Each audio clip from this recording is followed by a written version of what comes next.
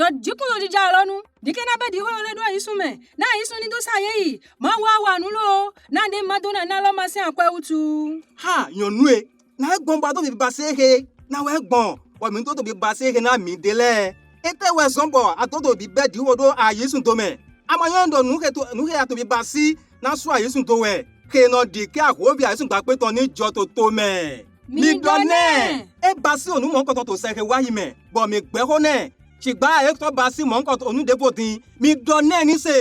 mechele mi glon bi be di hodo ayesun to me mi di ke mi ni glon o ko gbigbado ayesun to hunji onu mo nkan to le wena do ahobi ayesun gba pe ton te to me na de aholududu ayimata ke ton to asan wa do utu na do be ayesun to me le mi di ke mi ni kon lo pa ke aholududu do di ke ayesun to po aligoji mi ton le po ni we ganji semo